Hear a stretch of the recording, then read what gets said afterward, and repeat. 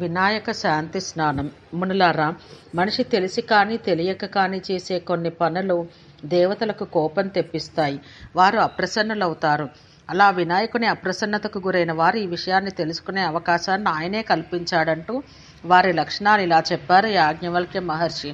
వారికి స్వప్నాలు ఎక్కువగా వస్తాయి. ఆ కళలు కూడా స్నానం చేస్తున్నట్టు వస్తాయి. మరికొన్ని కళల్లో మరణించిన ప్రాణుల తలలు మాత్రమే కనిపిస్తాయి. కళలోనే కాక ఇళ్లలో కూడా వారు ఎప్పుడు ఉద్విగ్నులై ఆతృత పడుతూ ఉంటారు. వారు ఏ ప్రయత్నం చేసినా సఫలం కాదు. ఏ కారణం లేకుండానే నొప్పులు బాధిస్తాయి. వినాయకుని అప్రసన్నతకు గురైన రాజు రాజ్యాన్ని కోల్పోతాడు. కన్యకు పతి దొరకడు, గర్భిణికి కొడుకు పుట్టడు. కాబట్టి ఇలాంటి వారే కాదు, ఎలాంటి వారైనా ఈ శాంతి చేయించాలి. అప్రసన్నతకు గురైన మనిషికి బంధువులు బ్రాహ్మణులు కలిసి ఇలా స్నానం చెయ్యాలి. భద్రాసనం మీద కూర్చుండబెట్టి బ్రాహ్మణులు స్వస్తివాచన పూర్వకంగా ఈ స్నానం చేయించాలి. పచ్చ ఆవాలను పొడిగావించి నీతితో కలిపి ముద్ద చేసి దానిని ఆ వ్యక్తి శరీరంపై నలుగుడు పెట్టాలి. తర్వాత అతని లేదా ఆమె యొక్క తలకు సర్వౌషధాలు, సుగంధ ద్రవ్యాలు కలిపి తయారు చేసిన నూనెను పట్టించాలి.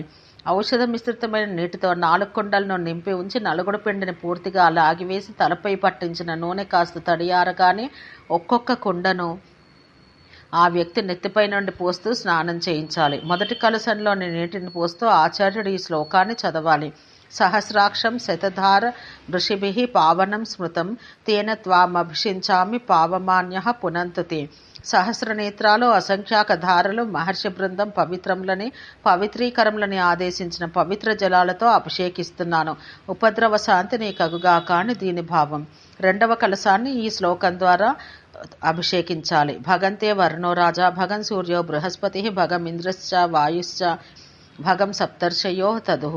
3వ కలశంలో నీటితో ఎత్తే కేశేషు దౌర్భాగ్యం సీమంతే యచ్చమూర్ధని లలాటే కర్ణయో రక్షణో రావస్పస్తద్రఘ్నంతు తే సదా.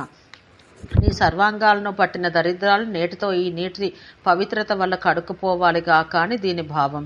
అనంతరం 4వ కుండలో నీటిని పోస్తూ పై 3 శ్లోకాలు పఠించాలి.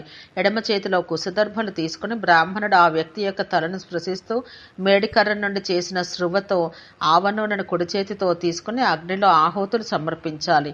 ఈ ఆహుతులను ఈ మంత్రాలు చదువుతూ చెయ్యాలి.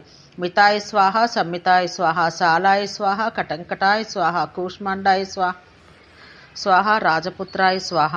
తర్వాత లౌకిక అగ్నిలో గిన్నెలో బియ్యంతో అన్నాన్ని వండి చరుని తయారు చేసి దాన్ని ఇంతకు ముందు చెప్పబడిన 6 స్వాహా మంత్రాలతో ఆ లౌకిక అగ్నిలోనే హవనం చేసి మిగిలిన దాన్ని ఇంద్రాగ్ని యమాది దేవతలకు బలుల కింద సమర్పించాలి. ఆపై ఒక అరుగుపై దర్భలు పరిచి దానిపై పుష్పగంధ ఉండేరకమాల పక్వాన్న పాయసాలు, నెయ్యి కలిపిన పులావు, ముల్లంగి, గడ్డి, అప్పాలు, పెరుగు, బెల్లం ఉండలు, లడ్లు, చెరుకు ముక్కలు ఈ ద్రవ్యాలన్నింటినీ చేర్చి ఉంచాలి.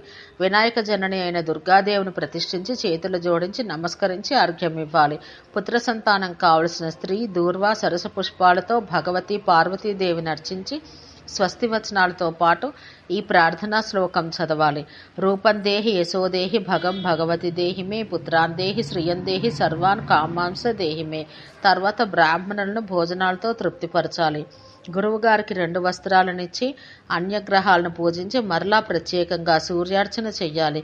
ఈ విధంగా వినాయకుని గ్రహాలను పూజించిన వ్యక్తులు సర్వకార్యాల్లోనూ సాఫల్యం పొందగలరు. ఓం శాంతి శాంతి శాంతి.